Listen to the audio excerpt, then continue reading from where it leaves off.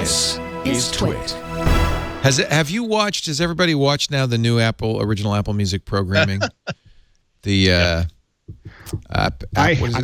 know how that pitch works. We're gonna make app development sexy. I mean, it's beautifully produced, but it's just not a. I wish there was a better show in all that production. It's so crazy. It's the idea. I'm sorry. Go ahead. I'm sorry. No, go ahead. You have to be a member of Apple Music, right? I'm just saying that they lost me the moment. They lost me the moment I realized that, oh my God, this is really happening. They have to give a 30-second pitch while actually riding an escalator. Yeah, that's a little and weird. they have to finish the pitch by the time they get to the bottom. It's an elevator would be claustrophobic, Andy. Oh my God. Yeah. I mean, and it gets worse. And they Sherlock that guy. They Sherlock. Well, that that's guy the really exactly sad thing. Exactly. Yeah. That was hysterically funny. Yeah. Apparently, the guy who was showing off an AR app had put his heart and soul into the whole thing, and then the entire for the whole episode, like they're going to show now that my mentor has gotten on board, she's going to explain to me that, well, maybe we should just use the AR technology and license to other people, and people will sell it to catalogs, will sell it to, and so because no one can duplicate this. It's so hard to do AR, and I'm like, oh dear. Oh, honey. So it's Jessica Alba, Gwyneth Paltrow, Gary Vaynerchuk, and Will.i.am are the judges. Yeah. And they don't make any point of like why any of these people are qualified. I mean, I'm not saying they're not qualified. I'm saying that they don't. At least in Shark Tank, they start by saying this person started with nothing and now they have their own real estate empire. This person was a cleaning person and she decided to start selling things on QVC. It's like, okay, so they understand something about the business that they're trying to build for these people. It's like, I designed a really freaky looking car that's based on a DeLorean. Well, Alba has a very successful honest cosmetic line for Gwyneth Paltrow as Goop.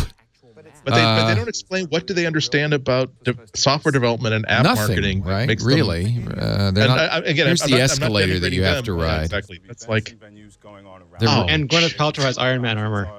So, but it was what was crazy is that the production value is 3 or 4 times as good as Shark Tank, which it's based on over and it was, I mean, I will say it was incredibly well executed, but literally by a third of the way in, I literally had to shut it off because it made me so angry watching it. Like I just couldn't get past. The production value is not as good. It's really, really awful. It doesn't understand that someone walks in, they give a pitch. You don't need an elevator. You don't need a special light up floor that says who's interested and who's not. It really is going to be about these 4 people talking to this would-be entrepreneur about their product or their service and why they should, how the deal should be structured. This is the least interesting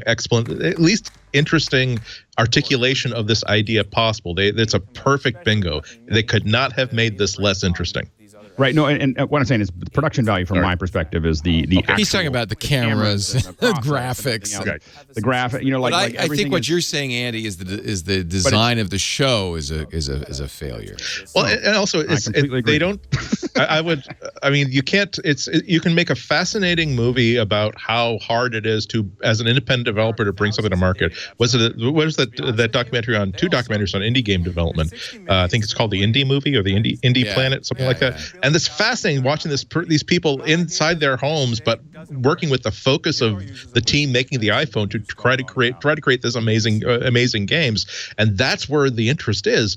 And they're not even really showing the difficulty of building an app and finding an audience. It really is about the fake meeting they're going to have with the investors that they're going to be lined up later on, saying we decide that if you're going to pivot. You see, they use the word pivot to expand our audience and then market profile. Like, it's so they could not have figured out a less interesting way to have a show about people who build apps. Actually, the truth is, I thought that when I first heard about it, I thought this is not good. This kind of trivializes what's involved in app development and popularizes it in a way that's going to not.